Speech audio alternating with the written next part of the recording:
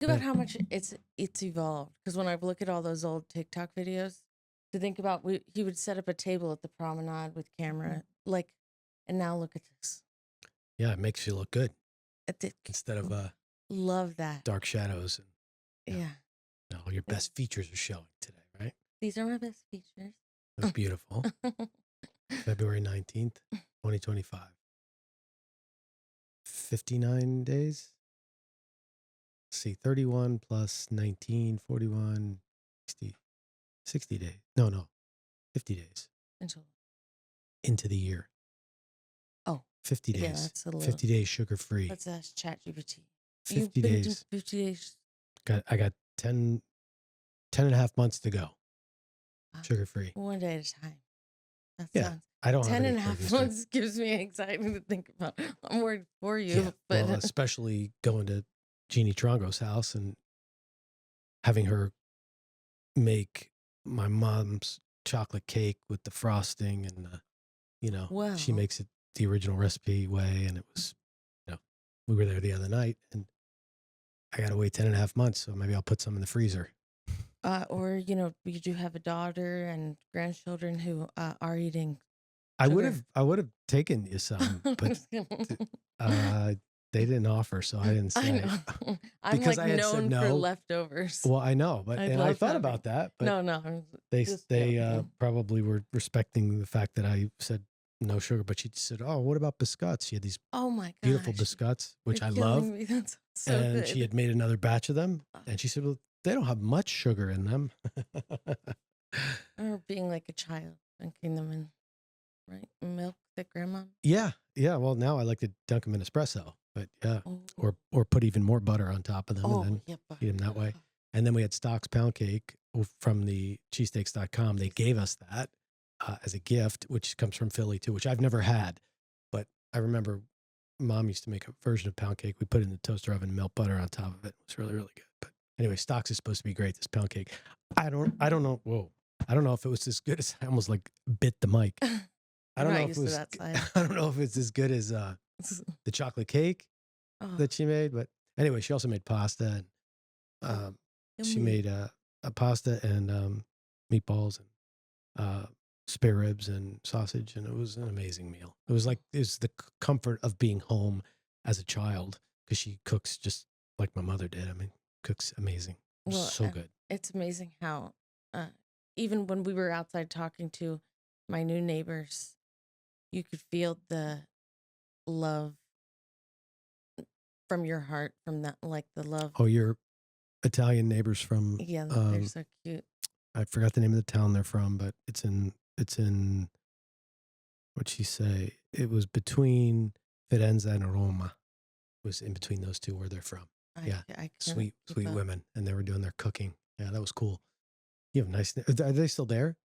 Yeah, I see them every morning. Yeah. Oh, good. I was out. I just moved into a new house and right across the street. Congratulations. I'm a new person, everybody who wants to come over. And I have the cutest neighbors who I see them every single day walking their dog. And I'm not very social. So thank God my dad was there one night and he was like, "Hey," and I came over and they turned out they're little Italian ladies and they're just so sweet. They were very sweet. Yeah. So sweet. Neat to hear about the old country and the way to say our name correctly is the Italians use the letter I as E. So it's Di Lala, not Di Lala. It's so funny because our last name, Dilala. Then, right? That's correct? Mm-hmm. Well, my whole life. D-I, capital L. So the I is pronounced E in Italian. So it's Why the capital L? That part we didn't get to. I don't know, but that's the way they spelled it. They would have those hyphenated names, or not hyphenated, but they would have that space in there, which really messes up my passport and my driver's license because they put my name is Robert Lella because they skipped the D-I. They have a problem with that. I don't even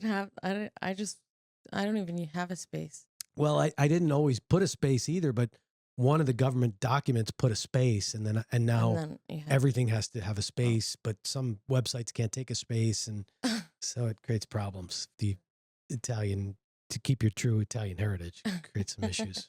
Delella. Yeah. So congratulations on your move. Was that part of your 2025 being the best year ever? Best year. It's happening. You manifested that? It's happening. Yes. And I'm manifesting even more. So just watch.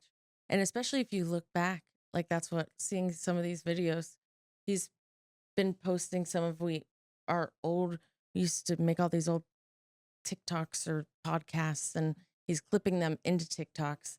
And it's so funny to see myself and what I'm saying and where I'm at in life. And I'm like, wow, that makes me appreciate the moment I have right now. Yeah, well, you make a declaration or you communicate something out into the universe like we did back in August, where we talked about creating the best year ever for people and for ourselves and everybody around us having the best year ever. So you have to make that declaration, and you also have to create the goals and the milestones and what it's going to take to get there. Because it's one thing just to talk about it and say, yeah, I'd love to have a Tesla, or I'd love to, have an emergency fund, or I'd love to feel better about myself. I'd love to be more fit or whatever it is. But unless you're, um, setting a target, a goal, and then some actions to get to that goal, it's usually not going to happen. It ends up being like a resolution. So, well, and I think a lot of it almost starts with not believing. Like used to say things all the time. How many times did I say I was going to lose weight in some of the past ones, and we would never do it? Or this is going to be my moment. This is going to be my moment. But I did not internally believe it, and I've gotten to a place where I wholeheartedly believe it now. And so now I am actually taking those steps and seeing those changes confidently, not just stepping where the wind blows and, oh, this is not, I'm being accountable for my life. yeah, well, you're taking care of your well-being, your physical fitness. I remember however many years ago it was that we would talk about, well, let's set a weight loss challenge. And it was just a lot of hope. Well, and I think I was just lying. Like I had no intention. I didn't care about myself enough back then. That's the truth. To do something like that. Now I am so appreciative of life, and him and his beautiful wife have had the worst week ever, and it truly makes me appreciate my moment with you, and every time I'm with Michelle, or that Michelle's in my life, or that Mike was in my life, everybody. Yeah, to think we were here 2 weeks ago today, and we were having this conversation. Gosh, and as we were having the conversation about how precious life is and how every moment counts, and we were actually talking about we never know when. And in that time, while we were sitting there on that Wednesday, he was on the floor at his house alone, and he had his aneurysm or brain bleed at the time, and we didn't know while we were sitting here. I mean, it kills me to think that he was sitting there like that. So the horrific news of hearing that Michelle's dead, my father-in-law, my hero, my mentor,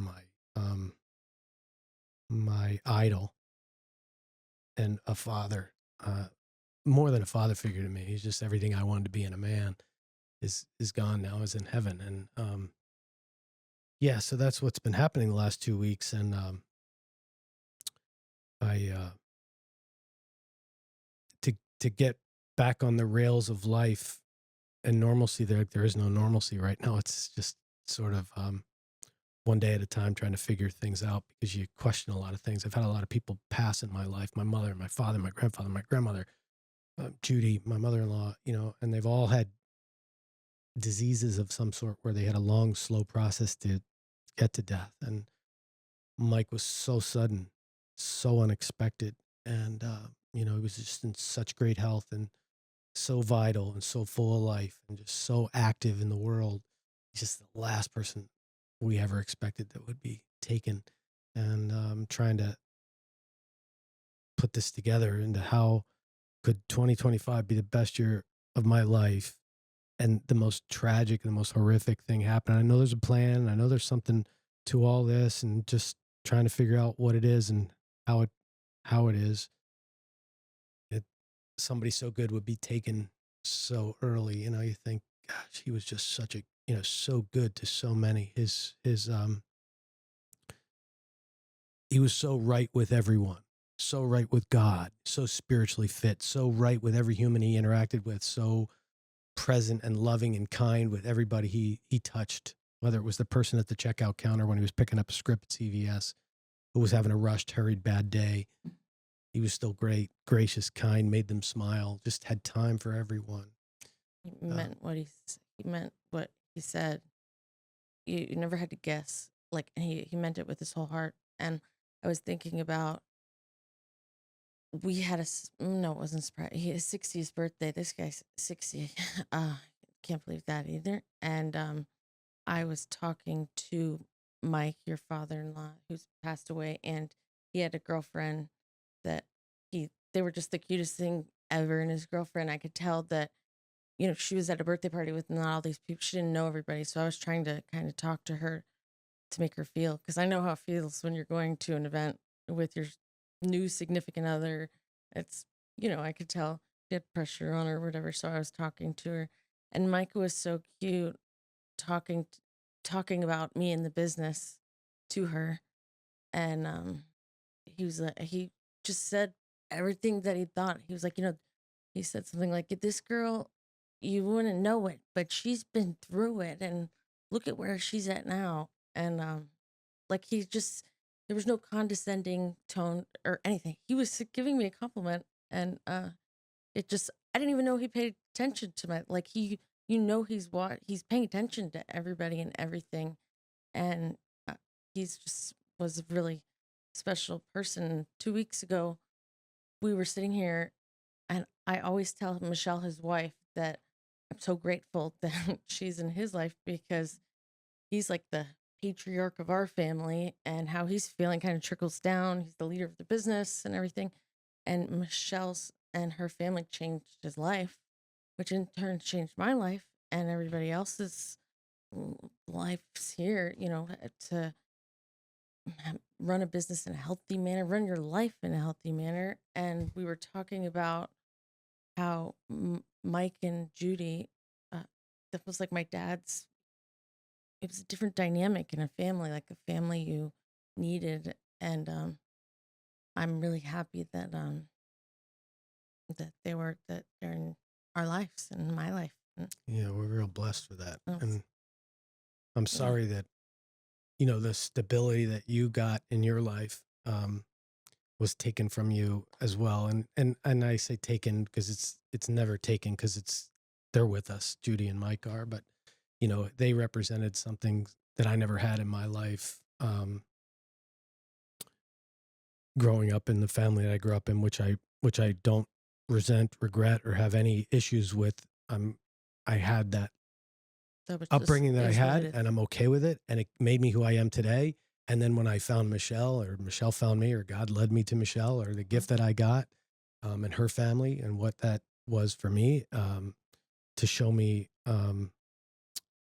the acceptance, the non-judgment, the being fully loved for who I am, and not who I should be, or not who they want me to be. They just love me for me. And Mike found the strengths and the gold in everybody, and he brought out the best in people, because he saw the good in people. He was an apprentice of God. He's for sure. He's a Jesus' apprentice. He was like always serving others, always taking care of people. And so I still am just in such shock. I can't comprehend that he's gone, Michelle, or I can't.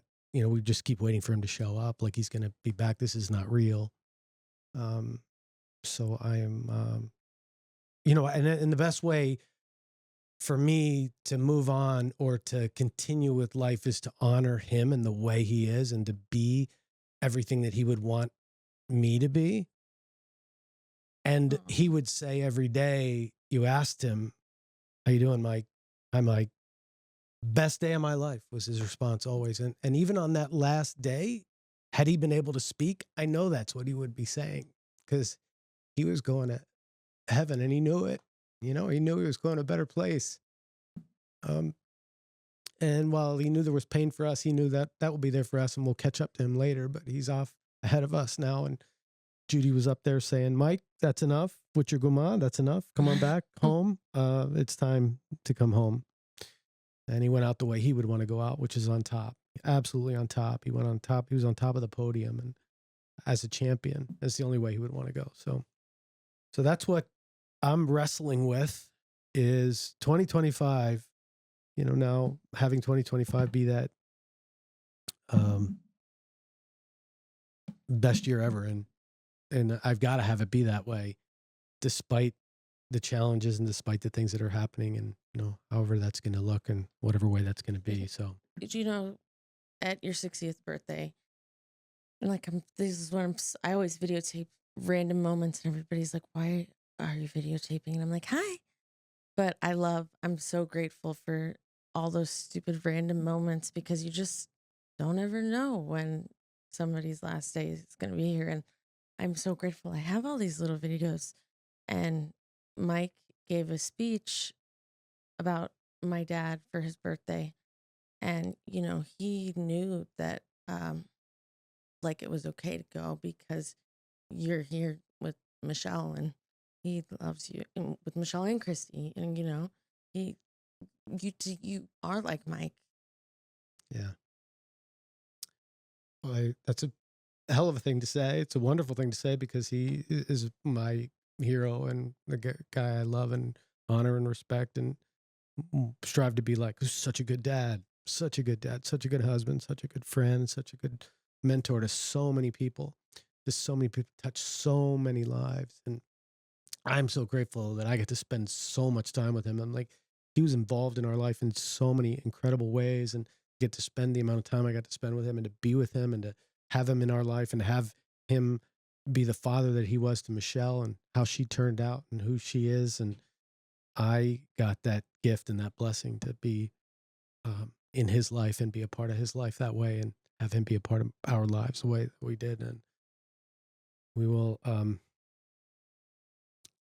think and breathe and live. And, whenever I'm having a sullen moment about anything at all, I just think like, what would Mike do? What would Mike say? We had this moment in the hospital room as he was on the ventilator and unconscious. We were basically waiting for his girlfriend to get there so that she could say goodbye before we took him off the ventilator. And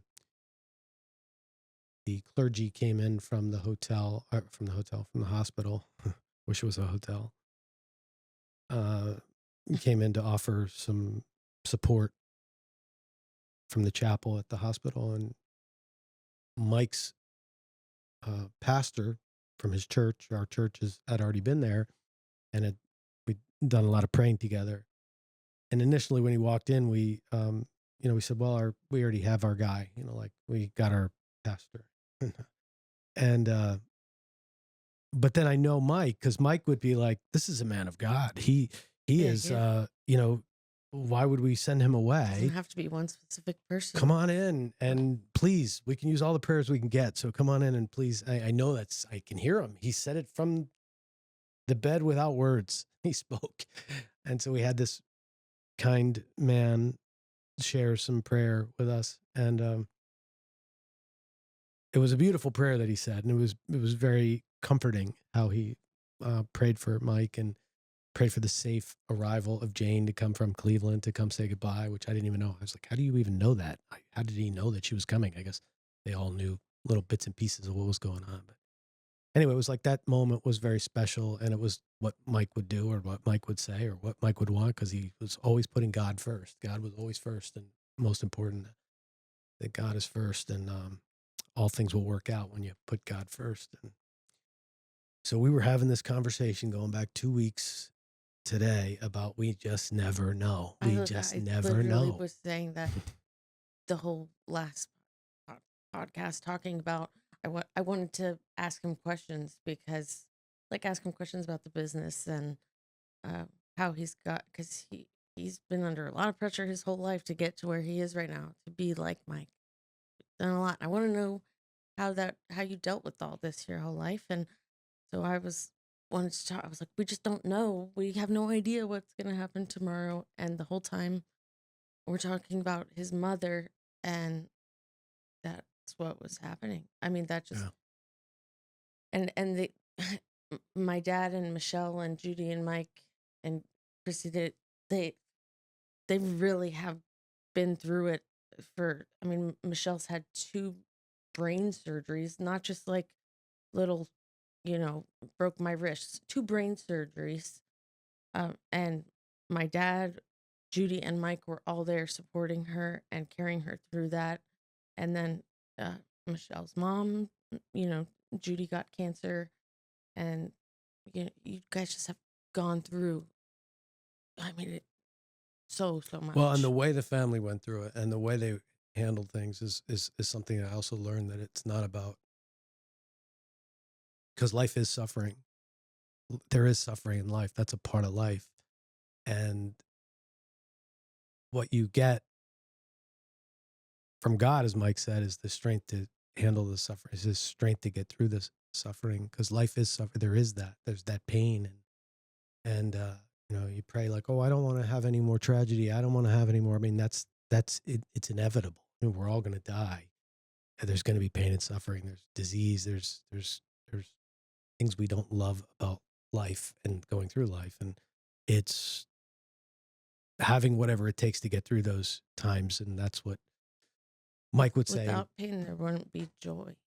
Right. There's exactly right. And if people live forever, we wouldn't love them because they'd be here all the time. And something Lisa was saying to me when I was talking to her is just, it was so, Lisa, one of our stylists here, which I haven't been able to talk to her in forever. And she's always one of those people that's just so like, brings you can feel her energy. She's a godly woman. You feel God through her. And she said, well, it's not hard on Mike because he didn't go through pain. He's there. It's hard Celebrate on us. Best day of his life. Mm-hmm. It's hard on us. Of course. And Yep. it is. That's almost makes me feel good, because not because I know where he is, Yeah. where, and Yeah. There is comfort in that for sure. just the undoubted knowing, because I grew up I went to Catholic school, then I went to Baptist high school where I was like saved beyond saved, and then I went through a tragedy in my life, um, where my daughter passed away when she was very little, and so I kind of I feel like ever since then I haven't known what I believe. Like, to be honest, like I haven't had that undoubted feeling until, in all honesty, and I remember hearing Mike talk at Judy, like it just keeps playing back in my head. Mike speaking at Judy's funeral at the church, and he was talking about all the stuff he went through. I mean, he took care of everything for that family. He was the leader and always made it through, even when he wasn't. Even as he's talking about his wife's death, like, but because of Jesus, like, and he just undoubtedly had no qualms about it. Like, he knew. Mm-hmm. And it's has brought it back to my mind, like that. Just, yes, 100%. Like, it's made me restore my faith as well, like in knowing that. Well, he walked the talk, and that was what was different. He didn't preach. He just was the way you would expect Jesus to be if Jesus were on earth. I don't know a lot about the Bible. I don't know a lot about how the interpretations of it all is, or what the right way is. But in seeing him, what little I do know, he represented the way that you would expect Jesus. You would think that Jesus would be Jesus on earth. do? Right. Like What would that's Mike like do? What would Jesus do? That's who he was. Yeah. It's just his way, his kindness, his generosity, his love, his understanding, and his presence, his ability to be present. How he could be so present with people. So that makes it even more of a demand. I think that makes it even there's even more at stake this year, today, right now, not someday, because we live like we're going to live forever. We all know we're going to die, but we don't live like that. We live like it's going to go on forever. But the truth is, everybody knows we're going to die, but we just don't live like that. We allow mediocrity. We push things off. We procrastinate. Where if we knew, like legitimately, we were having that conversation, like there's Yeah, no more this was the time. last conversation I was going to have with you, or maybe it is, and we don't even know. Okay. I wouldn't be worried about how I look in the shot. I wouldn't be concerned about. No, I'm just kidding. And there's nothing wrong with that. There's nothing wrong with that. But is there anything? No, but that's good for everybody because you represent what you think other people think. Of course, I want to look good. I want to be right. But I'm referring to maybe like there's a withhold or there's something you're not saying or, not fully, saying, I love you and I love you the way you are and not the way I want you to be. And I won't love you on Tuesday after you fill in do whatever I want you to do. I love you right now and you're whole and you're complete and our relationship is loving and kind. And you're perfect. You don't need to, do any more to you. I know it makes you feel better to do that, but you're perfect just the way you are, whole and complete. And I love you that way.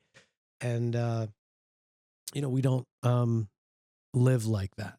And that's what I'm grateful for with him because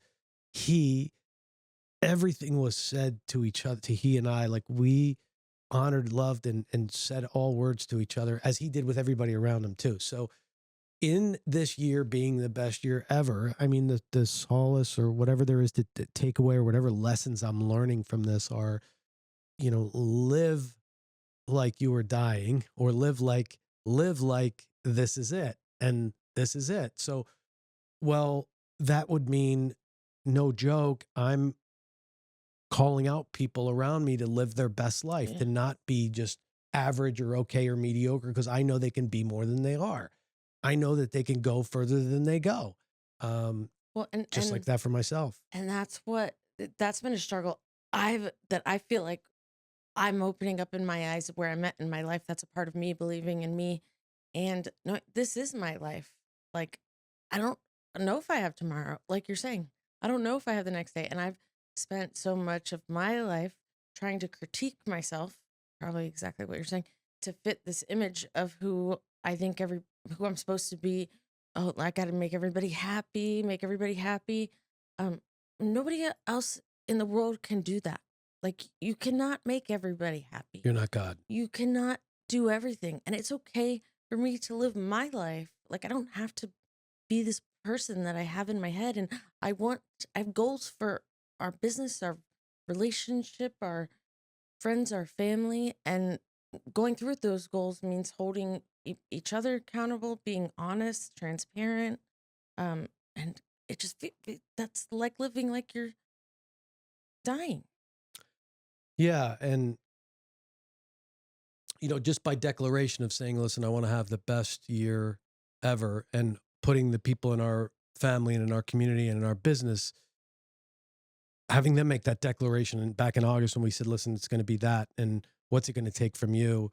Well, I'm not going to let them not have that be the best year ever by holding them accountable or calling them to be. We had a meeting on February 3rd, Monday.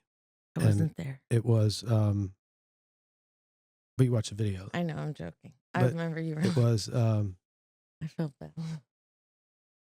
It was, it declared what the expectations are of everybody.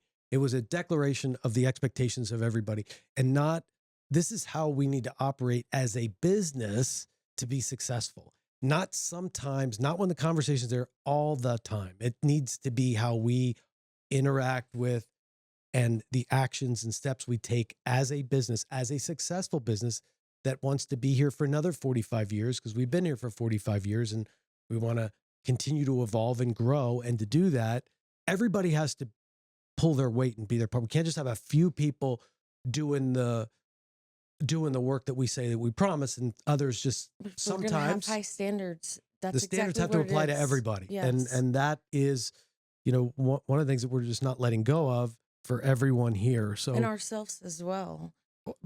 Otherwise, we're just going through the motions. It just becomes a job. It doesn't become a mission. Like, we're out to impact the lives of everybody who steps foot in our doors, everyone who comes in. not just to make them look good, look amazing, give them an incredible transformative look when they come in here, but also to make them feel amazing, to make them feel a way that they never knew they could feel, that when they get so much love from all the people inside, genuine, authentic, real love, not do you want fries with that love, not a plastic conversation, but really people who are in our buildings who genuinely care about everybody who walks in, and people walk out of here, they're different when they drive down the road. They're different when they go home to their husbands or wives. They're different when they go home to their children. They behave in a different way that shows them love and grace and honor and respect because we impacted their life. And yeah, we're only a hair salon, but we're so much more than that. Because there's a group of people that do care. And I was talking to Carolyn, one of the desk girls, I was training her on the phones, and I was telling her, we have like cards that nobody's ever used. And I bought this whole little pack, and they're super cute for all different occasions. And I told, I want you to start using these. And she's like, well, why? What am I giving card for? Well, you got to find out what's going on in somebody's life, what's going on. Write them a handwritten card. Where do you go where the girl at the front recognized that you were having a hard day, and she gave you a little bag and wrote you a handwritten note? Like we create those experiences that don't happen in very few businesses in today's world. Like it doesn't happen. Like even at Disney World, it doesn't happen anymore because it's all about money. Everything's about money. And I just have to say, the whole reason, so as a small business, and I'm learning this as I grow through a business and being part of a family business, is so our main goal that I learned this from him, and it gives me juice and everything. Our main purpose as a business is to grow and inspire and change. And so what I feel like would happen is it's also really hard. You don't want to hurt anybody's feelings, or I do that at least. I'm like, oh, well, I don't want to tell her that she's doing this wrong, but she's not been on it lately. I don't want to tell her because what if she's just going through a hard time? Or what if I sound mean? Or maybe this isn't really that important. But we're the ones that create the standards that we're not living up to what we say we're going to do, which is to inspire, change lives, to do all the things when we don't hold them account, when we're not on, like when we don't communicate those things. That's what we say we're going to do for our staff, is inspire and change their life. That's why my life's changing, is because you hold me accountable, and I love that, and gives me purpose in life, and I want to give that to other people that work here, and that's the whole reason why. They chose to be here, so they want to be part of the best too, and to be better or to be the best, we have to point out blind spots, just like I have to have that pointed out for me, where things I'm not seeing, blind spots, that things I'm not seeing, that the moment I see them will make a difference and have us grow. And people need an opportunity. We're not just out for the betterment of our business and the betterment of humanity who interacts with us in our business, but for the industry itself. Like we want to elevate the professionalism, the standards, the service of the entire industry, of the business, of this profession fully, not just in our walls, but everywhere. And us sharing that, and us having a mission for, listen, we want to make a bigger difference than just in our own company. We want to spread this to other salons, other salon owners. Somebody said something on a comment this past week on one of our videos that he didn't think our model was any good because there's a cap on it. And I don't think people understand our model, because ultimately we have to make sure, why do we have people that are here 5, 10, 15, 20, 25? We have very, very low turnover, and people don't know that about us. And I understand that comment like that, but understanding that if people aren't growing, if they're not growing here financially, professionally, spiritually, in all ways of life within their family, if they don't grow, then more than likely they're going to go or leave, or they wouldn't stay.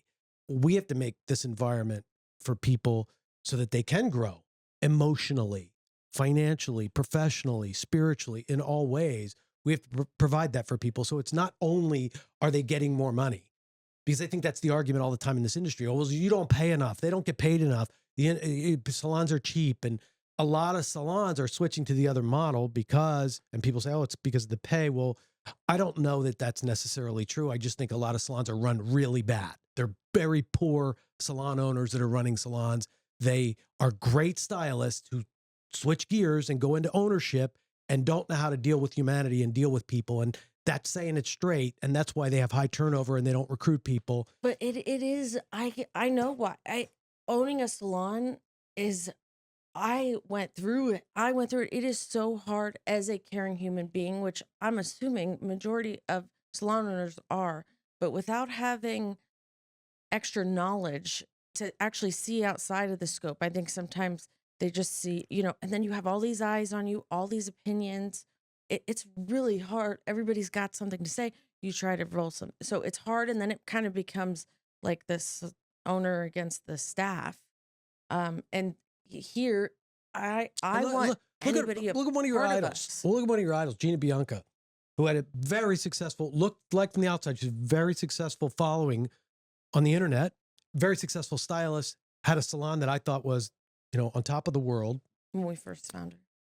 And this is several years back, and she had a employee-based salon, and she got beat up in that world, and she admitted it. Like, I just can't do it. She went through it. I can't do it. And she made the switch because she was done. Eating disorder or something. She went through it. It's hard. It is so hard. She gave up. I mean, she gave up on that model and switched to the other model where it's landlord based. It's a rental. Suite. It's a rental because it just, and here it looked like she had it all. And now she's a great stylist too, but she was not willing to, do what it took because it took a lot out of her. And she said, it's tearing my soul out. It tore her apart. Not that she doesn't have it, but she just chose a different route.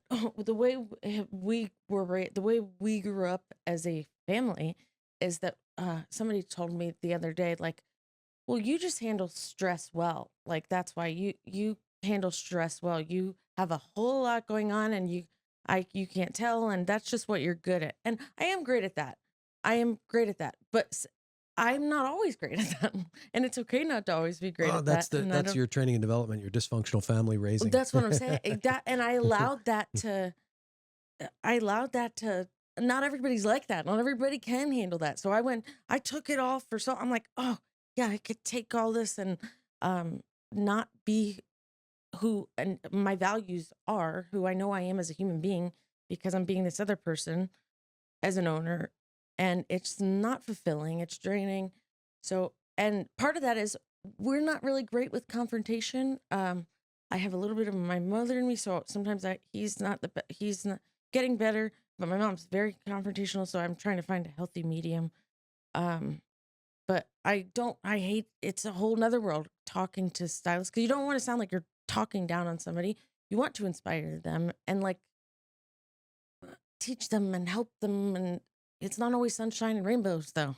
Well, the reality is, like the conversation we had on February 3rd, the reality is these are the facts of what we know works in this business. We know that if a guest gets these 6 steps of service, which is the foundation of everything we do, the stylist has to be great technically. They've got to have a technical foundation that's extraordinary. Be great at haircutting and foiling and whatever the services are. But in addition to the 6 steps, which is the service part of it, we know that if a guest gets those delivered, the guest will be much happier. The guest will come back. They will be ecstatic about their experience. So when we have conversations with people, it is now, are all those components in place? When was the last time you sharpened your skill set for the services that you're doing? When was the last time you took a class? When was the last time you taught a class? Is that current? Is the work that you're doing current? And asking people that, is the everyday experience you have with the 8 guests, did you deliver the 6 steps of service, or did you get complacent and comfortable? And complacent and comfortable means like cutting some of those steps out. Well, we can see that. I know that your future isn't going to look great if you're not fulfilling on the 6 steps of service. So that now has become what we're looking at. Yes, the technical work is critical, and you've got to be on the point with that. All aspects of it. It can't just be that is the only thing you're great at, because ultimately in this day and age, and for what the expectations are of people, you've got to deliver the goods always. It's got to be the whole package. It can't just be a piece of it.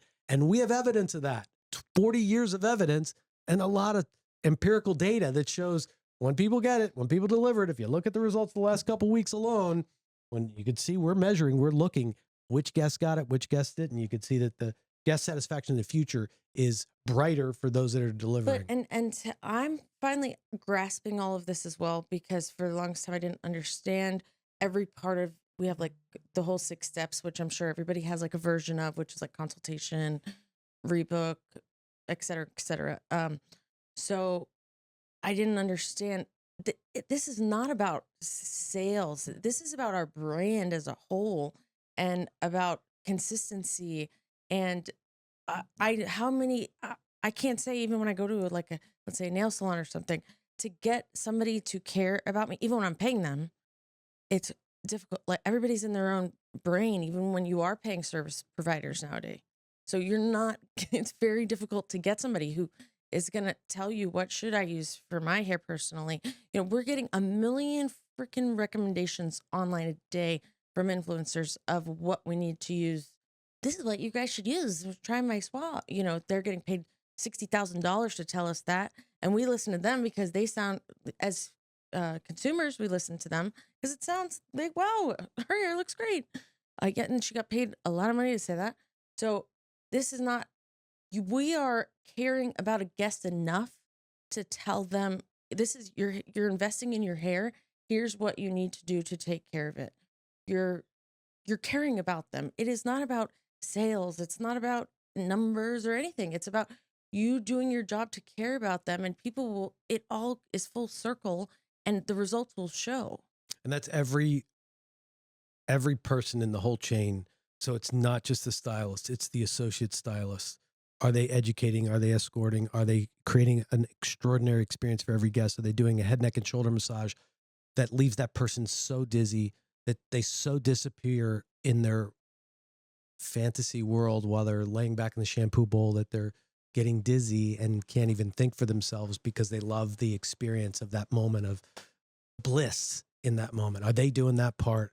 Are they supporting each other that way? Are the people at every interaction with every guest fulfilling on the experience of loving and appreciating everybody that walks in? Are they just doing what they're told to do? Like, I'm just going to check people out. That's all, or somebody who sits out in their car and waits for guests to come in because they have 2 hours in between appointments. Are they supporting the rest of the business? And we're paid hourly. So that's why it's like, they're not, that's the difference. Yeah. Well, everybody's being paid. Somebody said, oh, this was a comment on one of the videos was somebody who had worked at a employee-based salon. And she said, we were forced to go to education. We were forced to go to meetings. We were forced to, all these things. And they weren't paid. They weren't paid for all those extracurricular things, which in this day and age, you have to pay the people. I know my father never did back in the day, but that was a different era. But either way, I mean, it's still taking care of people. So you build that into your system so that people are paid for those things. But not Monday classes, right? No, those kind of classes. No, this was another salon. This was another business. Our business pays to go to a staff meeting. If there's a staff meeting. You're saying even. No, this was a the salon. Thing you had last week. This was a commission salon. February 3rd. That's a paid education. Or if we have a staff meeting, that wasn't education. That wasn't they're training in education. They should pay us. Literally, our classes that we pay somebody to teach them, we should actually charge for those. I'm sorry that we don't charge. We should, because they would see the real value in it. They don't appreciate it. Yes. Well, maybe they do. I mean, that's not all of them, but they don't know the difference of that line. That we invest a lot of money in the education part of it, and we don't charge them for it. It is part of their package that they get that when they come here. They get the opportunity, the privilege to have a class. As a hourly salon, hourly salary, whatever. And the great thing about being a small business is that there is no cap about what you were saying earlier. People grow. People make $100,000. People make $120,000 here. So they still grow. They go, oh, there's a ceiling. No, there isn't. You got to be just as responsible for retaining guests as you do in any other model. Do whatever you put your mind to here. It all depends on what you want. You could work 3 days a week, whatever. So my point is that, and as us being who we are, we want to work with people for something that works in their life so that they can create happy moments and happy guests and create those results.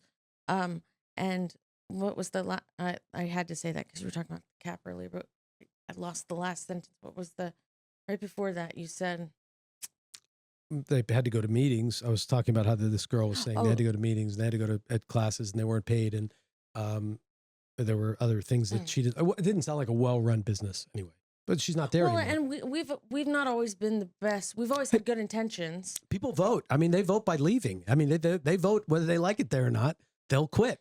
So that's part of the equation. If you don't like somewhere, that's why people are leaving those salons. Had an associate. We've gone through, as a business, it's been a salon that's been alive for 45 years. We've gone through a lot of stages, and I feel like this is the most structure, stability, consistency, because I realized I need all those things in my life too. And we started to think, like, what if you aren't here? Will this all run on its own? Like, that's scary, something to think about. But is this all laid out how it's supposed to go? And so, but for us, it is a huge part of our model is we invest a lot of money into the associates program. So, we are investing in hiring the associate for the stylist, and some of our stylists work directly with their own associate. We pay for that. We pay them whatever. That's like just a part of they're not like an assistant. They're a co-stylist. And then we also are consistently working on and trying to create a better associate program. Always. Like Jen is always working on it. Sarah's working on it, getting more. David, Krista, there's all these people involved in it, and we're constantly working together as a team to make it better. But that's not like free for us. So we're not saying come to Monday classes just to hurt, like painful. Sorry, you have to come to class for 2 hours on a Monday or whatever. But that's costing us money because we want you to be great. That's a part of holding somebody accountable. Well, they signed up for it. And if the people didn't sign up for that, then they wouldn't be here. But they signed up. They want to be the best of the best. They want to be in the top 5%. And to be in the top 5%, it takes an extra 2,000 hours of training on top of whatever they get at school, because at school does not give them the finishing product to be the most successful. So it takes more. And that's just the business. That's just the way we do it. That's the business that we're in. And that's, we have some experience with it. Are we perfect at it? No. We're always evolving and always trying different ways. So also is why there needs to be systems in place. That's why by the 15th of the month, we need to have the newsletter ready to go out. We need to have a chain of things that are going on for that. It's by every day we're measuring the results of the desk coordinators. Every Friday. Are they effective? Yeah. Are the desk coordinators being effective at doing what their role is? That's why there's a checklist. That's why it's the reason why they have checklists on airplanes, so they don't crash. I feel like that's another part of that as well is, I remember when I was younger and all the salon owners were saying, oh my gosh, these millennials, they don't work, blah, blah, blah. Now we're all, now there's a lot of millennial owners, then they're like scared to be like, oh, so sorry. Now we're all super nice millennial owners and stuff. It's interesting how it evolves. But now I am learning as we have Gen Z into the workforce, we have to evolve of how to they don't respond the same way as millennials used to. We have to communicate on their language, communicate on their level.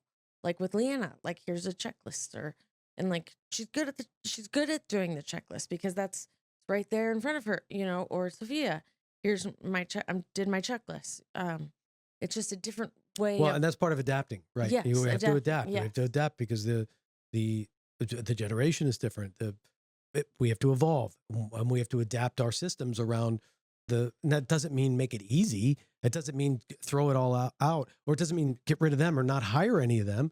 They're just as capable. They just need the space. They just need the area to blossom in. And there are, a lot of times I hear from salon owners who've been doing a long time, or baby boomer people saying, oh, that they're just lazy and they don't want to work and all those things.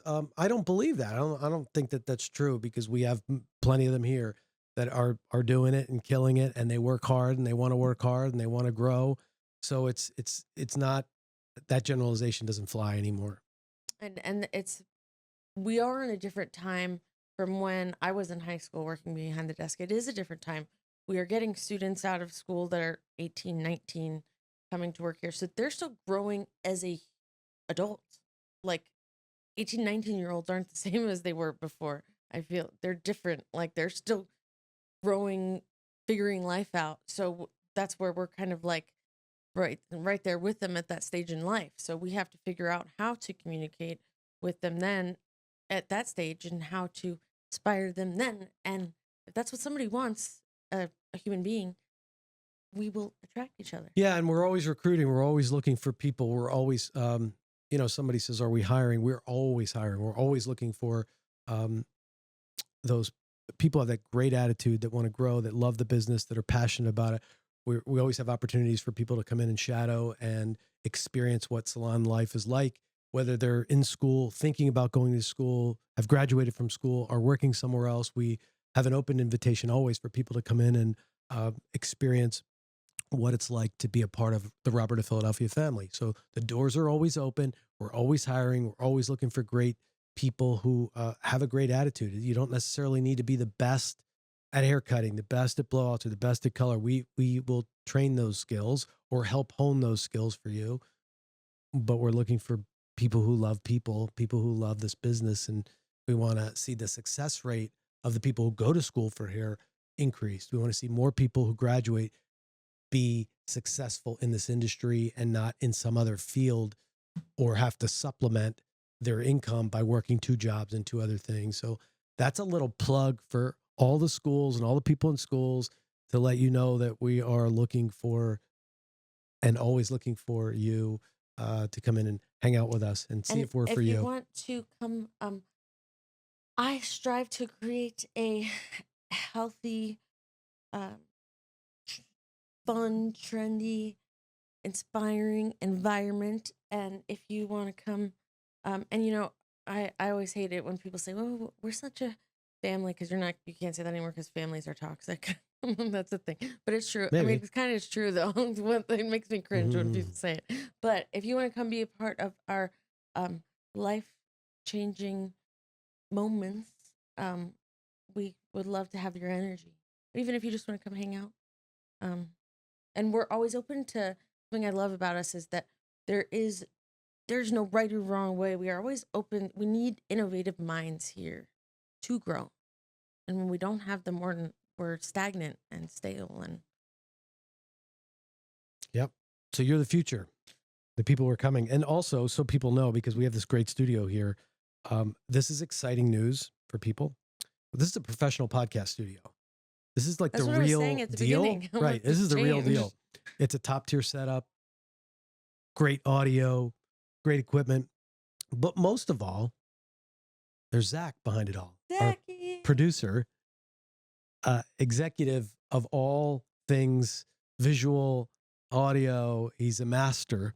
And people don't always know this. I mean, because they're seeing one side of it. But we're opening this up for other people. So if our studio is available for other businesses to, or just content in general. I saw yesterday there was a post on, the moms group that reaches a lot of moms and neighbors, but a mom was asking for help with content creation for her business, and the post just like blew up, and I realized there's like such a lack of where to reach out for questions. Then other people started to branch out asking other questions, but it's such a gray area. Where do you go to find that answer? Yeah. Besides a and Facebook mom this group. is the answer. So we're letting people know this studio and our great professional producer. He's got a million different titles, so I couldn't give him anyone. He does so much more. He creates content. He edits. We'll put together a beautiful podcast for you, visually, audio wise, clip wise, and edit it all the way down. So we're offering 2 free episodes. So the first 2 episodes are at no charge for people. So that's, if you're watching this, you obviously know what's available. First 2. So you just got to respond to this. If you're in Naples, Florida, and you have an idea of you have a small business, or have been thinking about doing a podcast, this is for you. You get our main editor who does everything else. That's probably not the right word. I'm not always the best at words on the spot. He does editing, content, everything, but he will be here with all these lights that make me look so good right now. Or you could also just be a guest on our podcast the first time too. So if you can have your own podcast, your own visual creation, even if it's a biography or something about your business, he'll edit it, right? It'll be produced. Yeah, the whole the production of the whole thing. It includes everything. So that there's that available, or you could just be on our podcast. So Well, thank you. and they could get a blow dry. Well, that's included with it too. You got to blow out. You got all the prep work to make you look gorgeous before you come on camera, because Like that's included. We're at one of the salons right now, so we're at part of different. it. We get your hair blown dry, or if you're a gentleman, get your hair cut, and then you can come do your podcast. So, and I wanted to put. I'm manifesting one thing for 2025. Yes. As a business, I want to work on, us as owners, like, or as leaders. Not, I'm saying, see, I'm not good at right words on the spot. Standing up for our values and being honest and communicating that to. We're doing that. That's happening. I'm just putting it out there.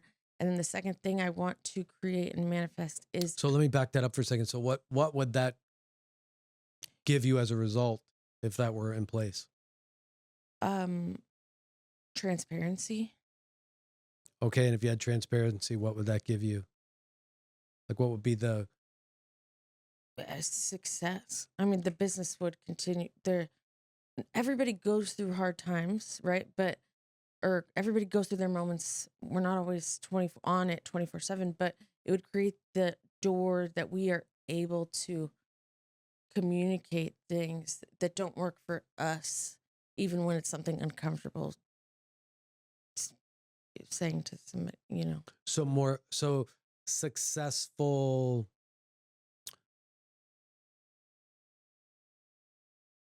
So more success to the team, more success to the business. Unity, love, genuine, authentic. Okay. Good energy, like good energy. So what would it look like? What would transparency look like? Well, like just like that feeling that, and it's funny because it always kind of like there's always some incidents or something that you just don't feel good about for a long time, and then I realized that's just such a reflection of like your and I's life, that we allow things that I just want to have high standards, and then it attracts that. So as an example, I want to understand, so I understand where your head is with that. So if well, let me use you for an example. Okay, because that's easier than talking about them. Having a hard time. If there was transparency, or if you knew where you stood in your relationship with whoever or whatever, whether it's with a colleague or somebody lateral to you or somebody you're working with or for, but you knew where you stood because there was transparency, you would then have, what did you call it? Not peace. You said, happiness. I just can't, like, what's part of what you there's sometimes energies that I allow affect my life after work from the salon, and I just want to give me an example. Like, let's say an old staff member that worked here for, like, this is an example, that worked here for a long time, who we knew, like, we didn't ever say any, like, we did just let it happen, because obviously it's painful, like, and a lot of work when it does happen, but the end result is so much better. And I just realized, you know, about not firing somebody when they should be fired sooner. Okay. I don't know if that's the direct answer, but I just is manifesting this. So when you go home, but go back to that feeling, like when you go home and there's somebody who doesn't work here anymore, what are you referring to? What does that mean? Well, I spent a lot of years with whatever energy they have in their life. Oh, while they're here, I bring in my life. Oh, got it. Okay, got it. So, okay, now I'm understanding. I it just took me a minute to get it. I understand what you're saying. So when there's something that's not working in the business, someone or some behavior or some way that's not stepped over, it's not allowed, it's not okay. Because that's like what I do in a relationship with a man or something. Like, I'll just be like, oh, well, it's, I don't want to end it right now because that's a lot of work to end it. Like, this is fine. It's working right now. At least it's something. Well, something is not me having I don't want something like I want I want to be the best, like the best person I can be. Yeah. And that is not supported. Like just the thoughts in my head, I need to be surrounded like with a lot of my kids. Yeah, like the reminder of being unkind is to be unclear. Being unclear is to be unkind. Right. Being unclear is to be unkind. Yes. Dave Ramsey would say that. Like, so to not have clarity, to not be clear about the intentions, to step over bad behavior, or to allow someone to be a certain way that you know is against our values or our ways, and allow it and not be clear about that doesn't work here, is actually unkind. When you think of it that way, and I'm not even using anything specific as an example, but as a whole for you, because that's all you can work on is you right now. You know, that's your goal, like for right. you. For me, even saying this, I feel like is almost freeing, recognizing that how much it does impact my life. It's no different than like February 3rd, like us saying, look, these are the facts. These are the facts for everybody. This is it. It hurts. Well, because to look at for some people to look at, I've had 222 clients and only 60 have come back. There's a lot of people that say that voting, they don't like me. That hurts. When you look at it on a piece of paper, that's reality. That's like something's missing here. And why haven't we intervened sooner to say there's something missing? Right. That's what that. There's work to be done. And it's okay to say, because I needed you to say that to me a couple months ago. I mean, I was stagnant and going with the flow. And I mean, I just wasn't working. I was like going through the normal life. That wasn't, I want our business to be like what we can be, and which we're on the way to be. But I want to be confident in who we are and our values, and not be fearful of what we have to say and saying it to people. So you want to word it like for you, what that is for you, and you don't have to do it right now, but have it be for you. Like, so when you leave at night, did I say everything that need to be said to people, or do I have these doubts in my mind? Like, how should I say that to her?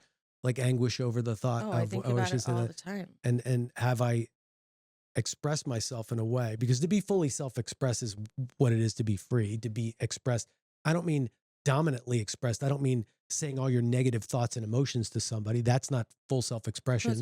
That's coming from anger. It's all about how you communicate. But if you're communicating for somebody to win, you're really good. If you're communicating for somebody to win, and you will be able to communicate to them and not coming from anger, because you wouldn't want to say it in that moment if you're frustrated by somebody, if you're then saying what needs to be said, listen, you said you were going to, you were at the February 3rd meeting, and you raised your hand and said, yeah, I want to be one of the ones that's in the top 5%. I'm going to do the work on this. Well, I noticed you didn't do that. I noticed that you did 6 guests today, and only one of them did you even bother to walk to the front desk. And 2 of the guests, I had to go find you, and you didn't have a guest before that. You were in the back room. That's going to affect your results. That's going to affect your service to guests. When we don't call it out, when I don't call it out, everybody else sees that, and they see the poor behavior, and they see the not poor behavior. I don't mean to be judgmental. Well, it's just not doing what they said. They're not doing the job. That it is literally poor. It's like doing half a haircut. They see that, and so then guess what? Then the next person is like, "Oh, I can get away with that." But it's amazing, the little thing.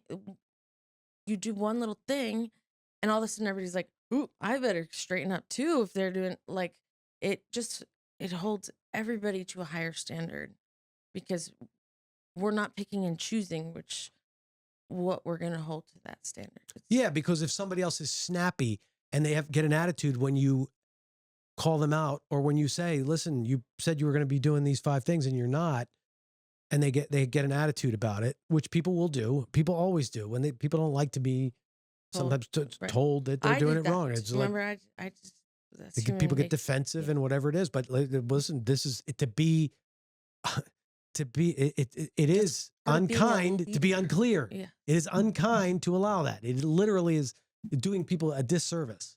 and this is our business. Like, and I think sometimes I'm so caught up on being nice, and I don't want to be like every other business that has policies and regulations, but I don't always have to say yes to everything. Uh, like yesterday, somebody asked me for an Uber to work, and my RP Uber didn't work.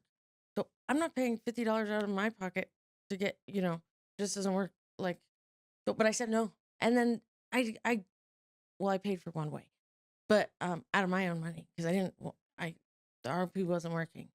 But, and then it just felt, I stood up for, like, I don't have to do that, period. Like the fact does that make sense? Of course it does. Yeah, because it's like literally that we don't necessarily build in your transportation as part of the budget, and people have emergencies, and we want to have grace for that. But at the same time, it's not something that everybody calls me for. Hey, can you get so and so an Uber? A lot. Like no, I just heard it last week. I know it's not, and it's not like that person didn't have the means to do it. So it's also, well, you gotta have boundaries for stuff. Boundaries. And that's just healthy boundaries for whatever. Because if you don't feel good about doing it, because you certainly don't have it in your bank account. I know how much you make. No, you don't have that kind of extra money to do that. No, I know. Yeah, I know. So for you to say yes to that, you're hurting yourself. No, I know. I know. I did. I know. So that is healthy. Like, that is okay to say no, because you can't live with yourself. But like, I still also have to take care. I would like to get ahead in life. To come back around to being self-expressed, to express yourself authentically, and for us to be authentic, you have to be authentic with yourself, like, and true to yourself. So when there's a no that needs to be said, or listen, we are in the tank today. Our results are in the tank because nobody did what they said. Everybody's in Valentine's mode. Everybody's in pink, and they're just partying and sipping Prosecco and not doing the work, or not having the time for the consultation, or whatever it is. Like, that's the purpose of the day. That's like why we're there. And, when I walked in to an upset last week at the salon, it was all about the upset, whatever the current upset was. It's irrelevant. Oh. It happens all the time. Like, there's an upset. Everybody's that affects me. There's always an upset every single day. It's part of life. And it is part of life. I can't be there to know about every single upset if it's already taken care of. Like, But it's not like when the mission of the salon becomes about the upset and not the 60 guests that we have in the building. Did everybody forget that there's 10 people in here that aren't interested in anybody else's drama for the day? They came here to get the great experience. Like, it was interesting the other day because I was training Carolyn on the phones, and everybody kind of congregates up at there was a bunch of cancellations, so there were so many stylists for free up at the front desk, and everybody was talking, and I can't think when everybody's talking, and it gives me anxiety. There's somebody checking out, and I'm listening to so-and-so's what they did last night, and that means that guest who's checking out, paying that ticket, is also listening to what the stylist. Yeah, it's ridiculous. And I was so like overwhelmed, I couldn't even say it in the moment. And then because then I'm like, oh well, one of the people was Mackenzie, and I'm like, oh, I don't want to be mean to Mackenzie. But Mackenzie's like, please tell me. And like, tell me. Why didn't you tell me? But what? And Carolyn was like, do you want me to tell them? And I was like, no, I should tell them. I can tell. I can communicate what I need and what our standards are, because we're not holding those standards. And it will affect you in all areas of your life by doing that. It will have a big impact on that for all of you. It will. And that's great. So I get that that's your goal. I go home and think about it is the problem. And I'm like, oh my God, what does I mean? Because you're incomplete about it. Right. Because you're just. But if I'm confident in myself, that even if sometimes I don't handle it right, like the text message thing that one time, it still worked. And I might not always handle it correctly. Well, yeah, but that's okay. You're still in action. I mean, there's no perfect way to do it. You just got to be in action about it, and you'll get coaching or feedback, just like you'll give people coaching and feedback the same way that they do that. You don't have to be like all upset about it. Like, it's okay. Learn. Yeah, right. And we're just then on to the next thing. Dress code. That's another thing. People got way too comfortable. That's another thing we're about to address is standards. Like, are you looking professional? Do you look like an upscale professional salon that people come into that represents beauty and fashion, not comfort and backroom Target? Literally, we're going to work on that. I'm not going to get into that on here, but something that's in our dress code. Neither are some of these other colors that get pulled out of somewhere And some of these shoes and some of these outfits that don't fit, and you know they don't fit, and you're just trying to squeak them in there, we got some work to do. We got to professionalize this and make it. The standards are much higher, and we've allowed it. Right. We've just let it go a little too far, and it's time to tighten it up. And I could see that clearly. Like, listen, somebody's coming in and spend that amount of money. The place should look like they're spending that amount of people around them should look the part. It can't be just have it your way, dress any way you want day. So that's coming. Get ready. Straighten it up before you even to hear it from me. On certain things that I do have, if I could have certain things in my head that I do think, if I could have your support sometimes, if I, whenever we meet next again, I just want, sometimes he has like great opinions. You put things into perspective. Because I'm like thinking, but listen, here's the thing. You know the answer.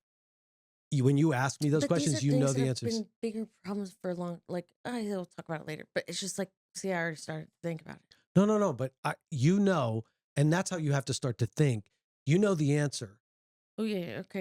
And you need to act on that as if I'm not here. And that's what I'm looking for from you. And I'm always like, well, let me There's see what my that dad level says. of leadership. Like, yes. When a guest hears, well, I'm his daughter, they don't want to talk to you. I changed it. I did it the other day. Yeah. Good. I did. Good. Because that's, you're not. I always didn't want to step on anybody's toes saying I'm an owner. No, I know. But I'm saying now you got to let go of that because in their world, you're not the one. Right. You're just a messenger. Well, and then when I think about Robert, I understand where that could, if they know, I see where that comes across. If they don't know me, if it's somebody that doesn't know me. But I said it the other day. Good. I said I was an owner. Good. And I put it on my Facebook profile. Yeah. Good. At first I felt bad and I deleted it after I did it. I was like, oh my God, what if people saw that? Yeah, but it's the truth. And what's wrong with that? I didn't know if I was going to make anybody. And I'm thinking about our family, if they're going to get mad. It's funny. This is just funny how my brain thinks like that. Yeah. So. But it's just. No, it's good. Funny. That's okay. But that's a coaching moment. So this is a coaching for you. Like those things, whatever your thought is, it's the right thing. Right. You do. Okay. You're just looking for validation for it or something like that. But what I'm expecting of you and what my expectations are is that you act on those. You don't have to raise your hand and get permission. Act on them. And if it doesn't work or if there's backlash about it, we'll learn from it. You'll get coaching from it or whatever. But you already know in your heart of hearts that it's the right thing to do. So do it. Okay. Act on it. Go for it. It's okay. You don't need to get my approval on those things because I know your heart's in the right place and you know what the right thing is. You've been around long enough to know that. Yeah, I know. Okay. No, I'm actually. And I trust you. I know that's what feels weird. That's where it's like, oh, okay, I don't have to ask. I can, you're right. Actually, now that I think about it, I'm always like, well, let me just double check. But you're right. I know how you think a lot of the times because I listened and absorbed everything do most you of the said. people that work here. They know the answer to most of the stuff. Right. Everybody who works here knows the answer. They know it. And I trust them all implicitly. Yeah. I know you know, and I know you'll have the right answer, and I know you'll do the right thing. Just do it. It's okay to do it. No, wow. I just said that to somebody else yesterday, and now you're saying that to me. And I totally see it differently now, because now I get it. Like that hit different. What did you say in your one, the girl who was being a Karen at a store, and the girl said, I want to talk to the manager. And the girl's response was, well, we're all empowered to be I forget how you worded it because it was some video that you saw about some store. I don't remember the name of the store because it was in a recent video. It was a while ago we made it. The girl said, yeah, we're all empowered to be a manager or something like that. It was her response. She said it really well, but you rephrased it in the video, and I don't remember exactly how you said it. It's in one of the videos that was posted last week. Do you remember that? No. I missed that part. I get cringed when I talk. Yeah, so you were sharing about this video. But I do kind of and just the response was how she worded it was good. And that's what I was saying to the desk yesterday is that you don't need the same thing you just said to me.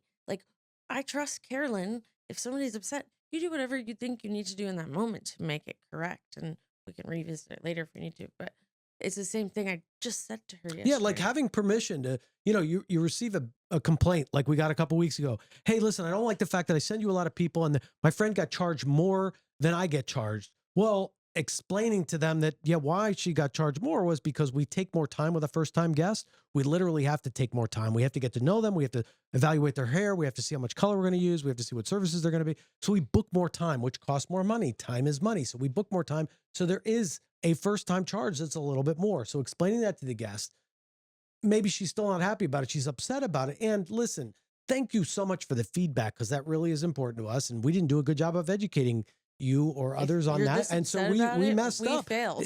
It's a gift. Today's on me. I appreciate the feedback.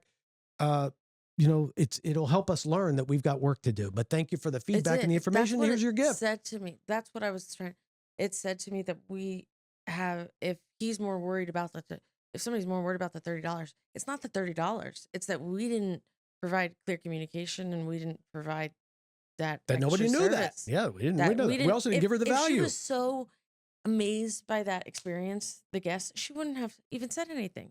She wouldn't have been like, "How much was yours?" "Oh, I paid it." Like, it would have been so blown out of, Well, we didn't communicate it. Obviously, these people did not know. We screwed up. Thank you for the feedback. We value the feedback. So, she didn't even ask for it. She wasn't asked for any money, but today is a gift on us. It is on me, and I appreciate that. I want to make sure we know that. Like, putting myself in her shoes, it does sound like I'm thinking even about, like, I always try to put it in my perspective. Nail salon, right? Going to the nail salon. Krista, everybody goes to the same nail salon. One day, Krista's was different than mine. I'm like, why? Like, as human beings, we automatically assume that people are really trying to pull the wool over us. So they're like, "Well, you charge my friend more? Like, you're gonna just raise the price now?" Like, and no, that's not it at all. And so, but then still, we have giving her that extra little thing would have just been like, "But you can trust us. Thank you for telling us that we didn't explain that, and today is our gift because we do appreciate we listen. We listen. You've sent us all these people, and I'm sorry that wasn't explained." That's it. And you're empowered to do that. You don't have to call corporate. There's no corporate, but everybody's empowered and everybody knows the answer. And we spend many hours and many conversations on people doing the right thing for people. And if it's the wrong thing, or we think it's the wrong thing, we'll just say, "Hey, do it this way next time." Right. To try this instead of that. But did we do something? If majority, you're coming from the heart, and if you're working here, you're a good person. So you do what you think is the right thing for your heart to make somebody else's. Sometimes people don't know what that means, especially the logic people.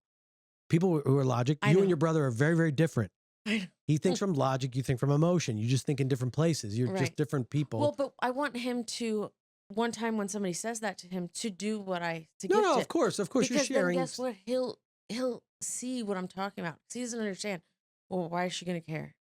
Because you're going to see her be so grateful. Yeah. So you want to share that with him in that way. And then you're sharing what the action is versus from the heart. Because from the heart, sometimes it sounds like esoteric. Like, what do you mean from the heart? My heart's beating blood. What do you mean from the heart? How do I, what do you want me to do? What is there to do? And that's good. You did it. That's great. I'm just saying from that. Well, and then we had a guest who on Saturday, I booked her. Like, I know it. I do very thorough phone consultations. I know it was a root retouch and a haircut. She came in. She did want to talk about a glaze, but I booked 45, so I thought that would be plenty of time as the new retouch color. Well, she told Sarah, "Oh, can you do highlights?" Well, Sarah's like, "Sure, I'll figure it out," because she used to go to Edwards. She was going to a different salon. We're trying to get her to come here. She squeezes and highlights, probably in a spot she really shouldn't have. And then you can't even properly charge her for what she really should be charged for because it was half-assed, like the appointment. Not half-assed, but she just she was trying to do her favor, but it really wasn't the best, So she scheduled she paid for a dimensional new color. Well, the woman went home and she said, "Well, I still want more foils. I didn't get that many foils." And Sarah's like, "Well, I did like 10 to 15. And so then she calls back. She books a full foil for Thursday. She still wants the foils. She didn't get enough foils. That she wasn't happy when she left here the first time. Even though Sarah tried to squeeze her and she wasn't able to accomplish. There was breakdown in communication somewhere because she didn't get that. So she calls Monday and she's like, well, if I paid for that dimensional thing on Saturday, why do I have to pay for another foil appointment on Thursday? And that's because technically, like, a dimensional color is root color and a couple highlight, 3 to 5 highlights, and maybe, some glaze or something else. But not, you got 10 to 15. People don't know that. Right. But that wasn't even, there was no conversation about all of that. Right. So, but she was like, well, then, you know what? This is too, well, and then I was like, no. We messed up because we did not communicate it right. Our screw up, 100%. We did not communicate that. And then I was like, so come Thursday when our gift come, and we'll make sure we always communicate better in the future. Yeah. And then we could have been righteous and indignant about it, because the truth is, to do more foils is going to require more time, which is going to require more money, because we got to pay somebody during that time to do more foils. You didn't have enough time in the first slot, but it wasn't communicated properly. So now, as a good business, and to make this is a new guest, right? Mm-hmm. New guest, to make it right. We want her to love it. So she loves it. And we get that she loves the foils, and we eat that time. Then we have the opportunity to make her a guest for life. Right. It creates longevity. It creates a relationship. Yeah. Rather than her just being us being right, her thinking she's right, which just in her mind she is, because it wasn't communicated to her. Who wins? It's going to cost some money, and we're going to have to eat it, and we are going to have to pay for that. However, we learned the lesson is that, we got to get better at our consults and telling people, like, this is what I could do in this time slot. This is how much it's going to be. If I have you come back another time, I could do more foils. It's going to be this amount of money versus this. This is only a dimensional. This is only this many foils. It's just going to cover your base. And it may not be the result you like. Well, that didn't happen. So now we got to eat that. And that's okay. For the good of the whole. Like, we want to make her happy. The first she was shot. trying to make her. That's what she was like. Well, I was just trying to get it in. Right. It wasn't like Sarah was wrong. No. I know. I'm just clearing that. But so it's all for everybody to learn, and everybody to know, and everybody to get something from that, to learn that, hey, and acknowledging that where the source of it was. If we're responsible, we can make it right. Versus, because in any forum, you're going to see 1,000 comments about, well, she's wrong. Well, great. If she's wrong, she's going to be pissed off. Why would you do that? That's stupid. You can't give away stuff. Right. Well, under our business model, we can, and it creates like the whole value system that we're talking about. Yeah. Because it really wows people. And you know how many princess moms I've talked to in the last 2 weeks? Those little girls are coming back. They pay maybe a bronze stylist, but at least they're going to see a bronze stylist. I've talked to like 5 in the last week. Right, what's wrong with that? That's great. It's awesome. But I just was surprised. I'm like, oh, another princess. So we created that experience for those guests. Yeah. That they want. And I even saw we got recommended. Normally it's like one of us recommending in a mom's group. Yeah, it was just cute. Well, thanks for talking to me. Sorry we talked. Good. That's all right. Lots of good stuff. Lots of chopping out of there.